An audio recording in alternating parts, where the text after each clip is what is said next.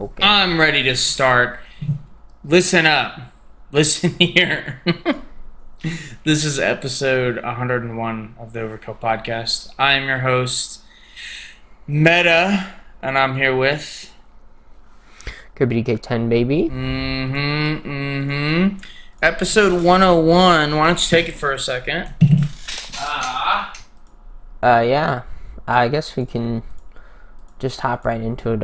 I hope you guys had a Merry Christmas. And I also hope you have a Happy New Year. To me, it's crazy. 2025 went by real fast for me. It was a great year, though. Had a lot of really awesome memories. Gaming was also really good this year. Surprisingly, we had a ton of great games come out. Obviously, I think toward the end of the year we had Kirby Air Ride or Air Riders, the sequel to that. We had Donkey Kong Bonanza. We had the whole Switch 2 launch. And then I think a lot of we had the Claire Obscure game come out earlier in the year, quite early on. But I haven't played that. But other than that, yeah, I don't know. For me, it's been a great year. Yeah. I'd say the same. There's been some really good games.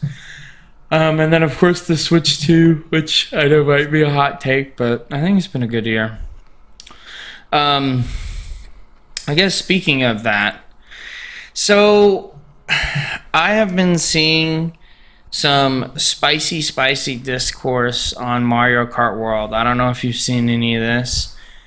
And it's got me interested because I know we had talked about World in an earlier episode, and we kind of had, really put it down as not our favorite Mario Kart game.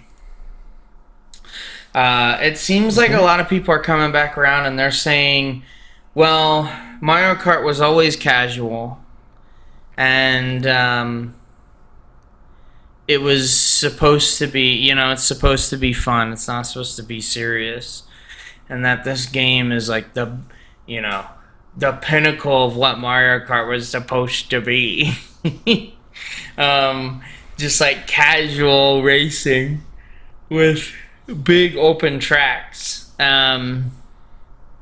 What do you think of that?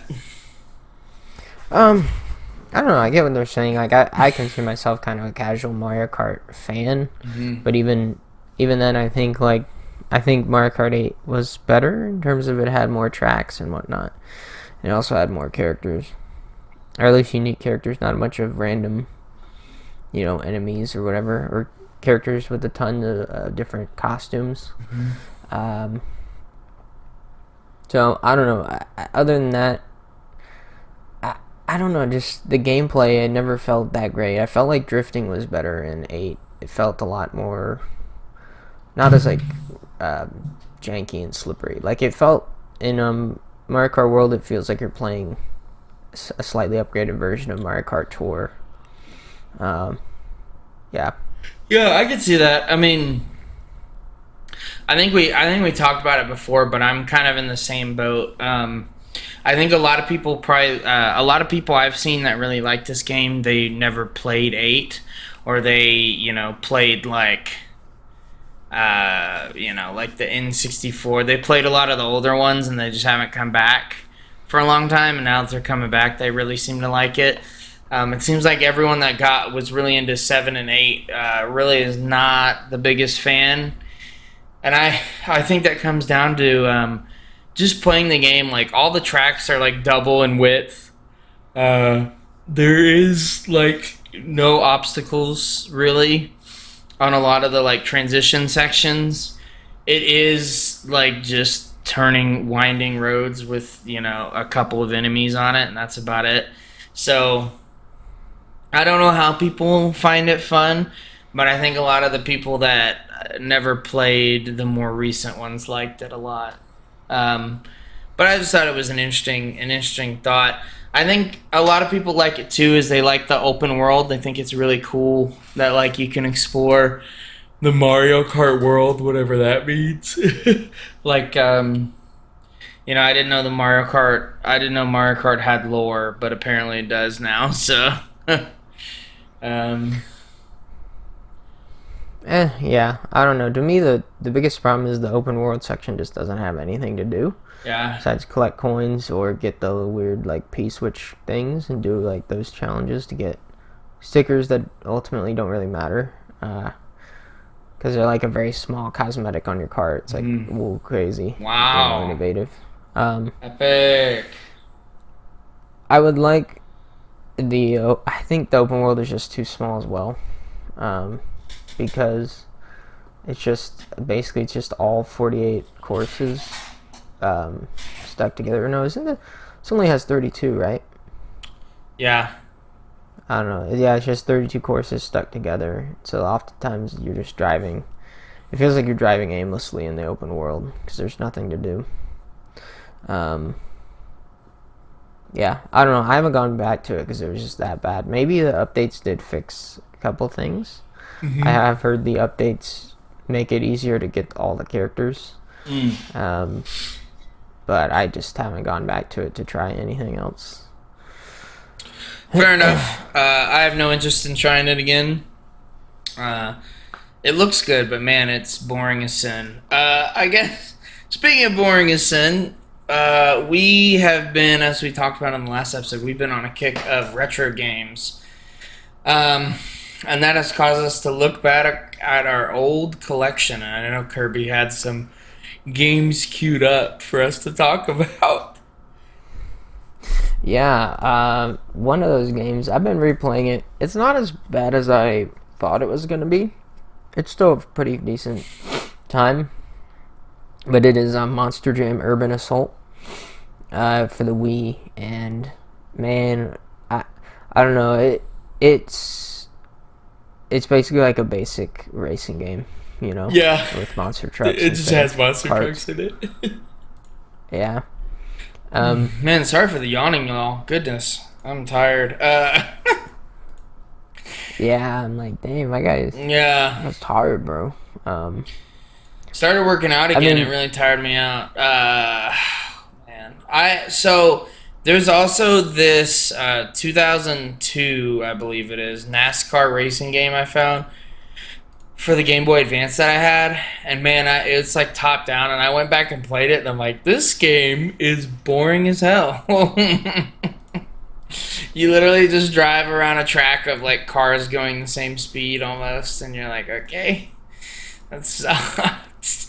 Yeah, I remember we also had there's Mercury Meltdown Revolution on the Wii, which is basically a game where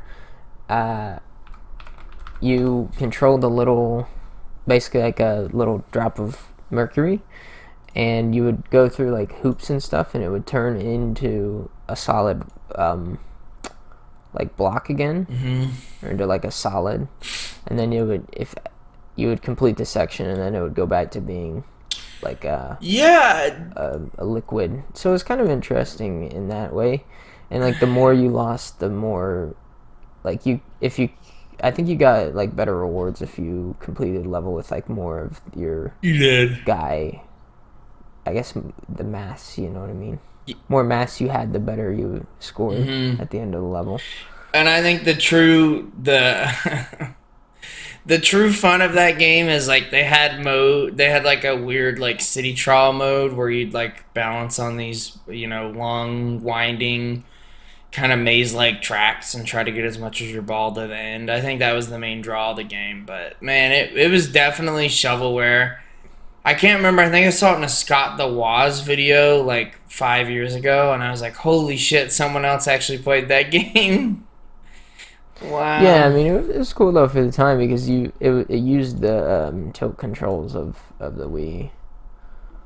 Bro, So, I don't know. Man. I don't know who at Nintendo. I know Mercury Meltdown wasn't made by Nintendo, but I don't know who over there is hanging on to those fucking motion controls, but I gotta give them up. Oh. Yeah. I don't know, I think it's funny because it's like we're like, what, 3 generations removed from the Wii, and they're like, we're still going to have motion controls in our controller. We have to have We have to. You don't even remember Eminem kart racing on the Wii. You would be going like 10 miles an hour, and you'd hit a booster that add like 2 more miles, and the M&M would start bouncing up and down, and the like 2D cart being like breaking the sound barrier. It was such a shit game.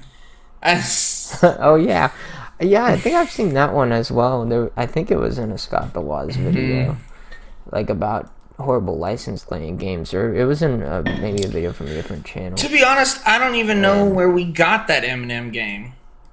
Maybe we just bought it at a GameStop. We bought a lot of games on sale. I think we bought it used because it was really cheap. It was like a cheap license game. We were like, oh yeah. And we bought almost everything used. Everything in the collection that I have is has like the GameStop used sticker. So if it has a sticker on it, it's almost always GameStop used. Yeah, I don't know why we were so into that, but we were. Yeah, I don't know why. I think it's because for a little bit we didn't have a Wii, and so everyone was selling their GameCube games, and so I think the used GameCube section was a lot bigger. Mm-hmm. And so yeah, I don't know. What's our next topic? What do we want to talk about? Want to talk about FF7? Yeah, sure. Yeah, so I've been playing the remake. I've only played like the first chapter of it. I think there's I don't know how many chapters there are, but I actually really enjoy the game. It basically takes the original FF7 and makes it into a Kingdom Hearts style game. Yeah, there are 14 chapters, and my biggest complaint so far is I didn't know this until I got it, but this is actually only part 1 of the Final Fantasy VII saga, and the Rebirth, the one that came out I think last year, that one is part 2, and then there's going to be a scheduled part 3 at some point here. Mm-hmm. You know, I just don't like how they broke up the game like that. But I mean, gameplay wise, I've been having a lot of fun. I think it's way better than the whole turn-based style of the original game. Me and Meta are both not big fans of turn-based games. But yeah, I don't know what Meta. Do you have anything to say about this? About FF7 remake?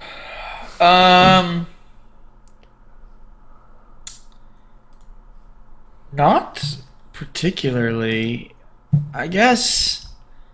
Okay. Not particularly. I guess I am interested in the like changing combat style. Into like that real-time strategy instead of turn-based. It seems like it would be a lot more enjoyable to play. I am thinking of the right remake, right? Yeah. Yeah. I think it makes it a lot more enjoyable to play because I just think that combat style is more in vogue right now, but also just I feel like for Final Fantasy it just kind of makes sense to have kind of like the Nier Automata, kind of RPG, 3D action. It just, I don't know, it just fits the game so well. It looks beautiful. Maybe one day I'll get to play it. I don't know.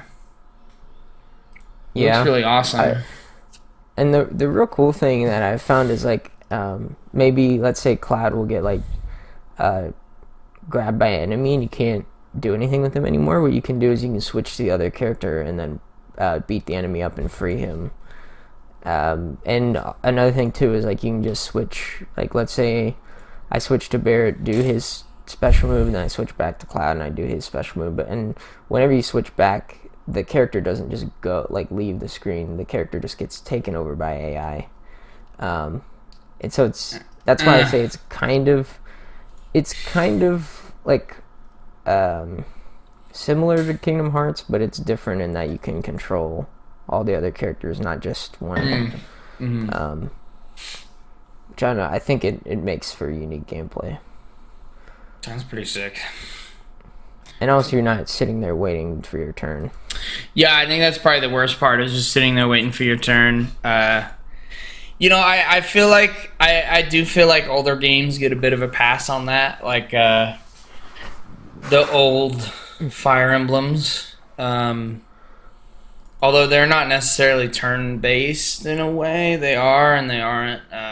They're not how I would consider traditional turn-based, but I have always felt like older games got away with that more because it was just easier to it's easier to program and like make the fights and story make sense that way. Giving someone full control just does not. I don't know. It just didn't seem to mesh with the hardware all that well for these more story-heavy games. I don't know why, but I think it was just because maybe the fights were faster to make if they're turn-based, and then that way you can focus more on the story. And a lot of the games at that time that focused on the gameplay did not have like a big story usually. Yeah. Also, I like how all the story moments are cutscenes. Oh yeah. Instead of like having to sit there and read all the dialogue options or dialogue stuff, you can just watch the cutscene.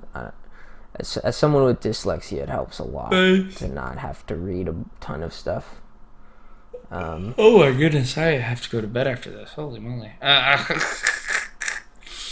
dude. Wow. I guess we can move on to Smash 6. I know we also did an episode a couple of weeks ago where we talked about, shortening the Smash roster. And the more we've talked about it, the more we believe that they can't get rid of any characters. Part of that reason is the game is going to be built on the same base, which, they've used the same base for the 3DS game, for 4, for Ultimate, and then they're probably going to use it again. Obviously, it's been modified over time, but we don't think they're going to get rid of any characters. They're probably definitely going to redo some characters. We're thinking Mario, Donkey Kong, probably Zelda. The ones that have had new games released with different mechanics. Maybe even Kirby gets a bit of a makeover. I'm not sure.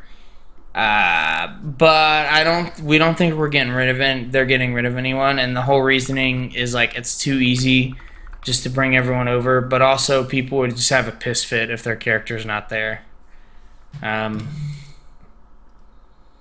Yeah. Is there anything else to that?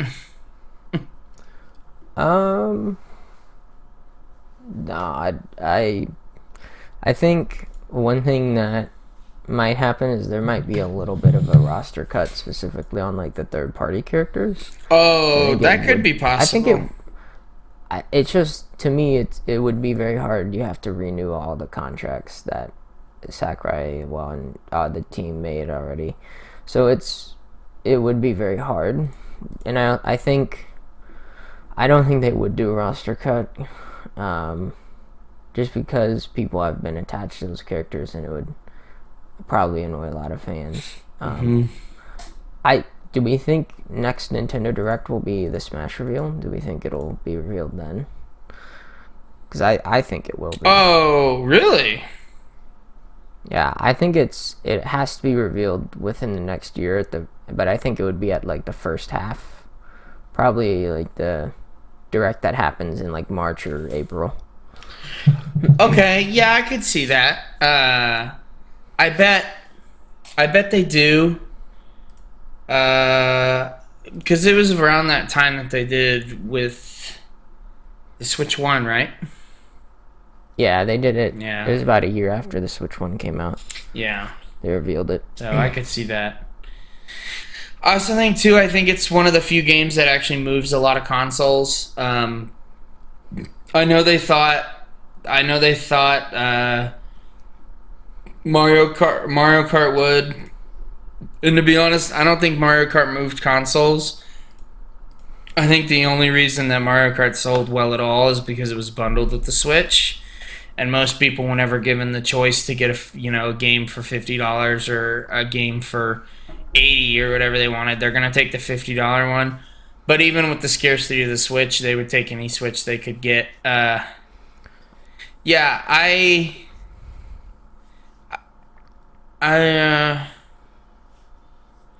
I think so. Well, and the thing is, I think one reason that supports them not cutting the roster is the fact that you can play Smash Ultimate on the Switch 2 already. And so if they did a roster cut, then there would be no point in buying another Smash game, because then you could just be like, well, I like this character, so I'm going to stick with playing Ultimate. That's true. It would divide the player base up more. Yeah. So I think they would probably want to make a new game just so they can add a little more characters and add DLC and stuff to that as well. So yeah. Also, I just think it's so easy, like I was saying. But to be honest, the only game you need is Kirby Air Raiders, folks. Okay. Let's talk about. I want to talk about this Game Awards reveal. Yeah, just real quick. There's not too much to say on it. There was the Titanfall, the former Titanfall, and what devs? Apex? No. Apex. Yeah, Apex. So they're Respawn, basically. Yeah, Respawn essentially. They the whole time at the Game Awards, the host, I can never remember his name. Is it Keighley? Yeah, Keighley. Was Jeff Keighley. Yeah. He was kind of like baiting this out. Like, if you go back and watch the clips, I don't remember exactly what he said, but he was like, you know, a new game, a new big game. And this trailer, you know, launches where they're kind of flexing the fact that they're former devs, that, you know, on Titanfall, which has a cult following, and you know, Apex, which of course a lot of people like. And they come out with this hero shooter. Now, everyone is saying this is Concord 2, this is unmemorable, no one cares, you know, all this stuff, which is fine. I mean, the characters are not distinguishable. It's very predictable. It has like the same slow motion, you know, ultimates being used and like character zoom ins like all these hero shooters have. And to be honest, like, the art style just is kind of meh. It's like futuristic mixed with like Spartan shit. It gives me big like Paladins vibes, especially with like the hit markers and Yeah. I don't know, just how it looks. It looks like a mixture of like Paladins and like almost, I want to say like Destiny and Titanfall mixed together. It looks A lot. really odd. Yeah. And then their main character is like this guy with the Zoomer haircut, the Zoomer high top, who's like 35.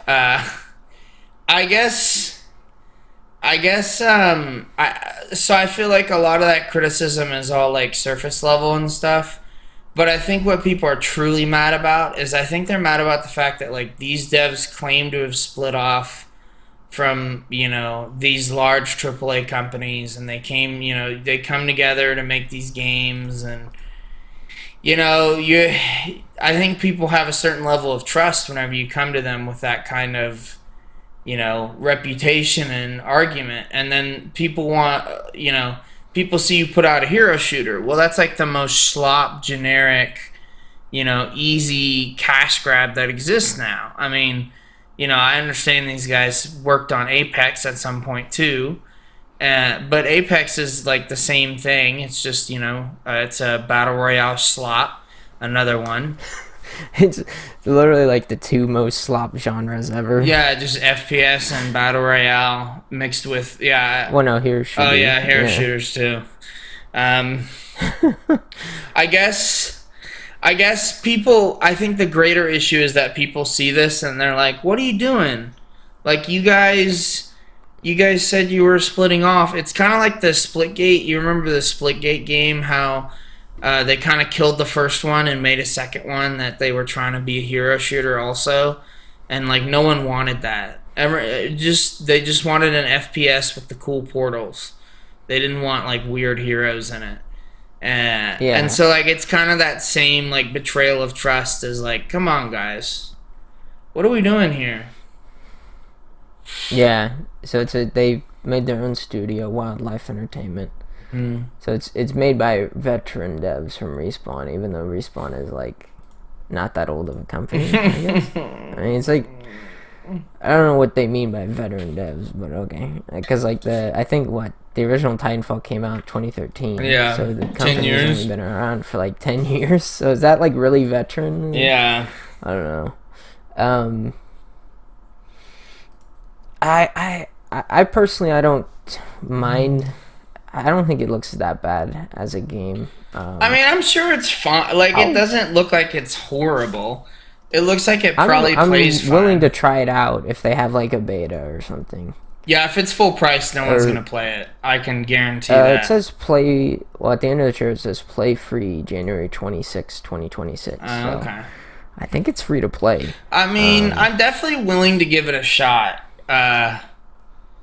It just looks... People are calling it Concord 2.0, though. Oof. I don't think it's gonna do well. And the only reason I say that is just because I think people are kind of tired of this genre.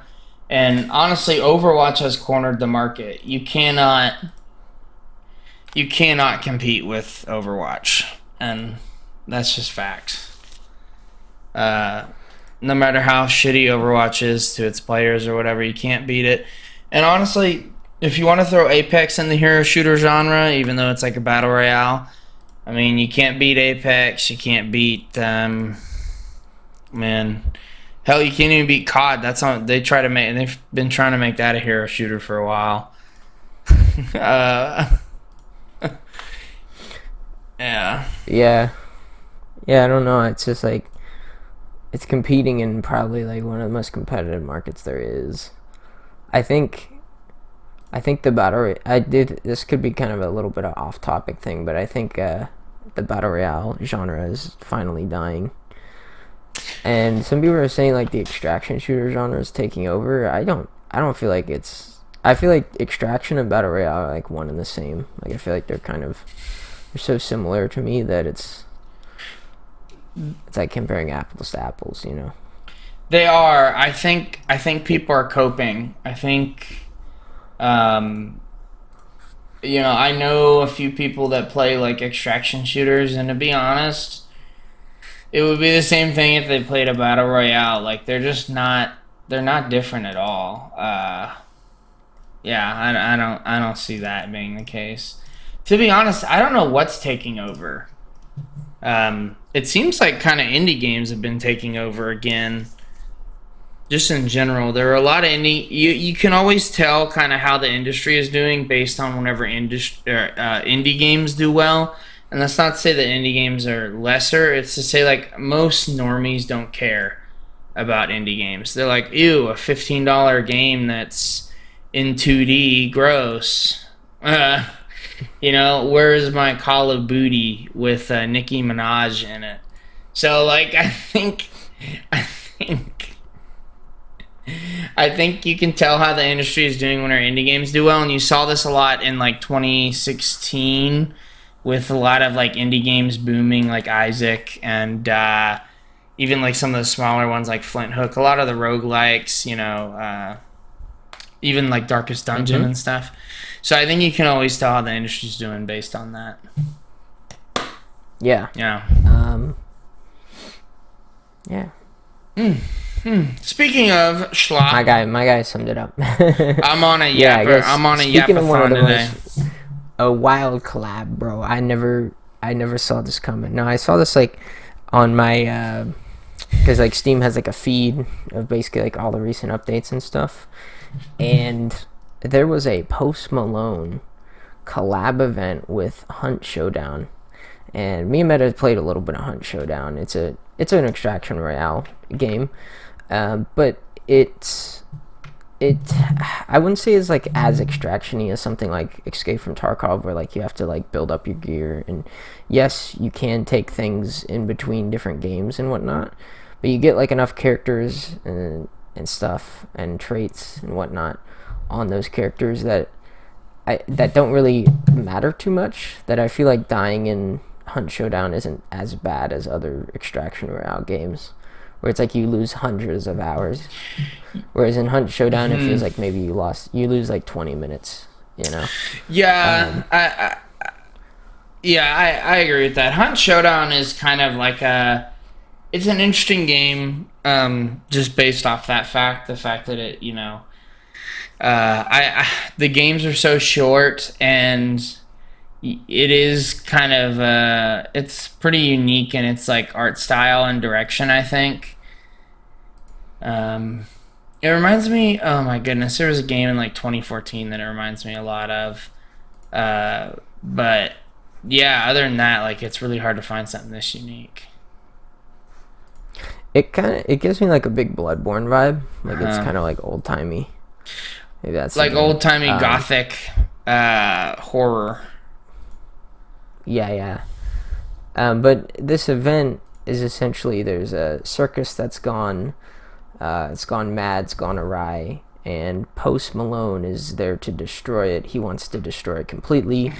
The actors inside of the circus also recognize that it's gone bad, and so they want to destroy it and make a new circus. So they kind of have like they have the same goal, but they have different reasons for doing so. Which is how what this one lady describes it. And if you want to go check out the whole video, the devs made a whole behind the scenes video of how they made it. Like a lot of the artists kind of show and tell why they made certain decisions. It's really interesting video. I like how transparent the devs are with this game. And this game is indie, or it's AA, I believe. Right? Yeah, I guess it'd be AA. I don't even know if AA is really a thing, but yeah. Yeah.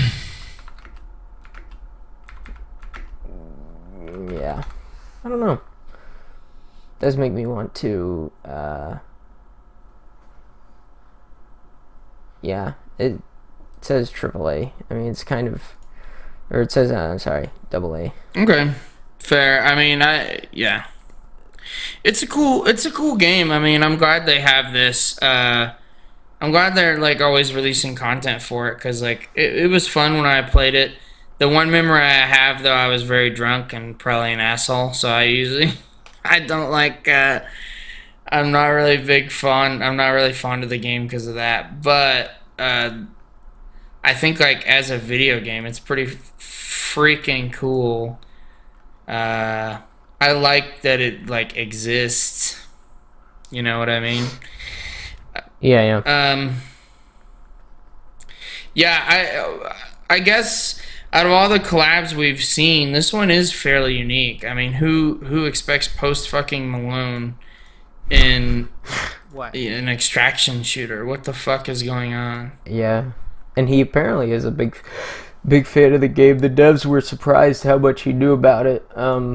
Whenever they got to record his voice lines and stuff, and so I don't know. I mean, as a collab event, this is actually one that I don't mind a ton being a thing, because it's not like very forced. It feels like the devs wanted to collab with someone who they liked, but they didn't completely shift the game's like narrative for it or like break immersion with it. It's just kind of very well implemented. Which you don't often see. We just see, Nicki Minaj slapped into Call of Duty or Snoop Dogg slapped into COD. But with this one, they kind of built a whole like lore around it. Why he's there, So yeah, man, I don't know. Eat up your slop. Eat it like the wee little pig you are, bud. Just kidding. Just kidding. Out of all the, I mean, I guess out of all the characters, I do think the story's kind of fucking stupid, but I guess out of all like the crossover musical artists, I guess Post Malone's probably one of the better ones. I do prefer it to a Nicki Minaj collab, to be honest. So that I will give them credit for. Also, Hunt Showdown is kind of cool. So, and Posty actually kind of fits the theme pretty well. So it's not the worst. Yeah. Not the worst. Yeah, I think that's it for the pod. Honestly, I'm tired. It was a little bit of a shorter one. Yeah, been in a hope rush you guys enjoyed it. Bed. It's been your boy, KBDK10. Been your boy Peace. Meta Knight, guys.